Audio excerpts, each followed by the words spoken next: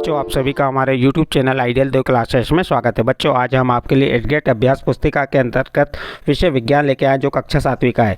और इस पुस्तक को मध्य प्रदेश राज्य शिक्षा केंद्र भोपाल द्वारा बनाया गया किस सत्र के लिए? सत्र 2022-23 के लिए।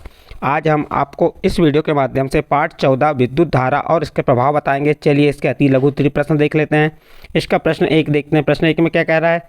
दर्शाए गए विद्युत परिपथ में यदि बल्ब का तंतु टूट जाए तो बल्ब दीप्त होगा या नहीं, कारण बताइए।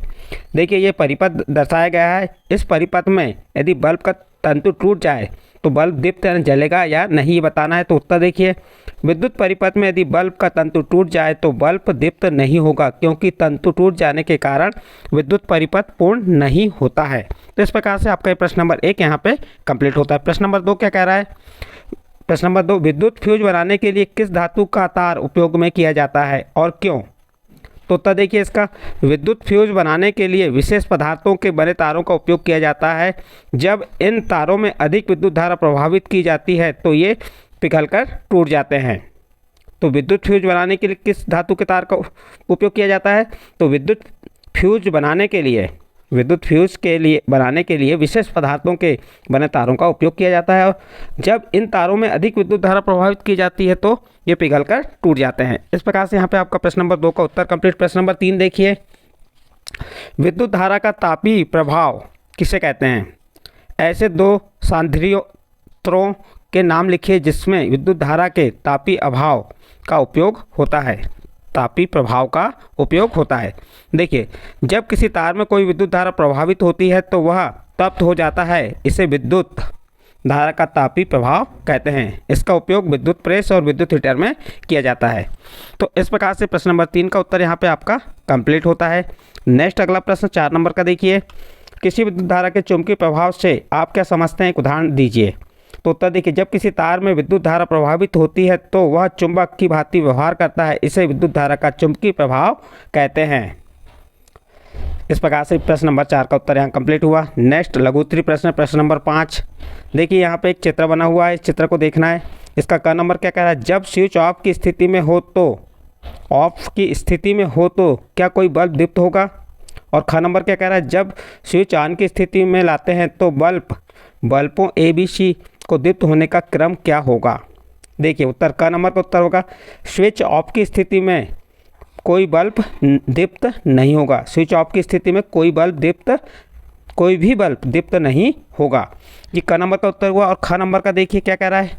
जब स्विच को ऑन की स्थिति में लाते हैं तो बल्बों में दीप्त होने का क्रम क्रमशः CBA कैसा होगा? CBA, ये CB और A ये क्रम होगा इसका।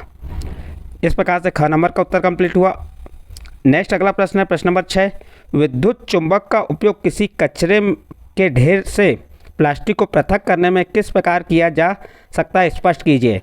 देखिए इसका उत्तर, विद्युत चुंबक का उपयोग किसी कचरे के ढेर से प्लास्टिक को पृथक करने में नहीं किया जा सकता, क्योंकि प्लास्टिक चुंबकीय पदार्थ नहीं है। तो इस प्रकार बच्चों ये आपका प्रश्न नंबर 6 का उत्तर कंप्लीट हुआ। इसके बाद प्रश्न नंबर 7 देखते हैं। प्रश्न नंबर 7 में क्या कह रहा है?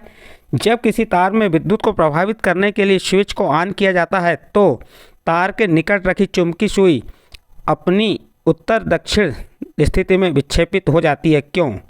चलिए देखते हैं इसका उत्तर क्या है।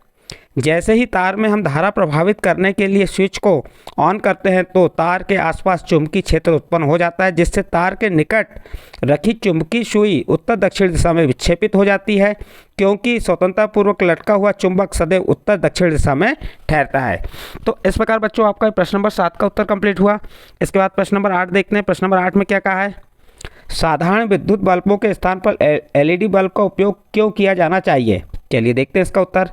साधारण विद्युत बल्बों की तुलना में LED बल्ब कम ऊर्जा खपत करते हैं। क्या करते हैं? साधारण विद्युत बल्बों की तुलना में LED बल्ब कम ऊर्जा खपत करते हैं और अधिक प्रकाश उत्पन्न करते हैं, इसलिए LED बल्ब का उपयोग करना चाहिए।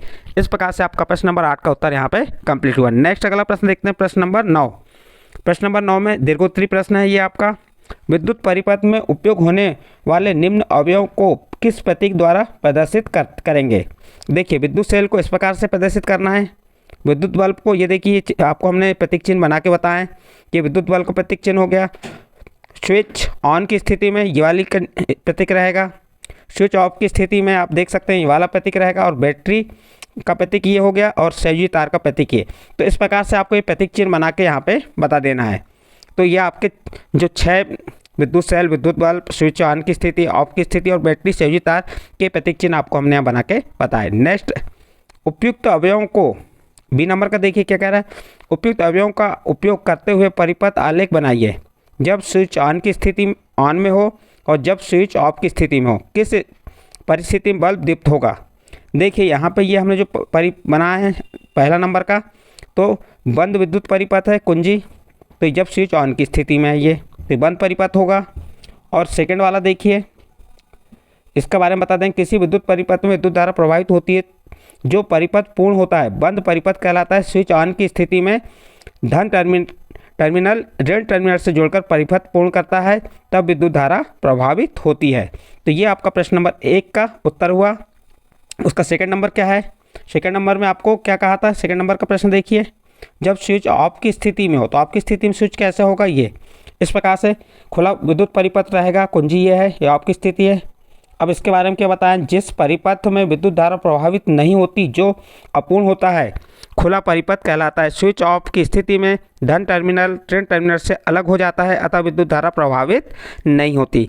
तो इस प्रकार से आपके प्रश्न क्रमांक कौन सा प्रश्न आपका जो 9वां प्रश्न के आपके ए और बी के उत्तर आप कंप्लीट करके बताएं। इसके बाद प्रश्न नंबर 10 देखिए, इसमें क्या कहा है, विद्युत घंटी का परिपथ बनाते हुए उसकी कार्यविधि समझाइए। यह विद्युत धारा के किस प्रभाव पर कार्य करती है। तो आप विद्युत घंटी का परिपथ बनाएंगे, ये इस प्रकार से बना देंगे। ये विद्युत घंटी का परिपथ हो गया, ये दिख रहा है आपको ये। और उसके बारे में क्या लिखना है नीचे देखिए, इस परिपथ में जब विद्युत धारा प्रभावित होती है तो विद्युत चुंबकीय प्रभाव के कारण हथौड़ा घंटी से टकराता है और विद्युत घंटी बजने लगती है। इस प्रकार से आपका प्रश्न नंबर 10 का उत्तर यहाँ पे ये कंप्लीट होता है। यदि बच्चों आपको हमने जो पार्ट 14 के प्रश्न उत्तरी बताए ये आपके समझ आए तो आप हमारे चैनल आइडियल देव क्लासेस को सब्सक्राइब कीजिए, लाइक कीजिए एवं अन्य ग्रुप में शेयर जरूर कीजिए।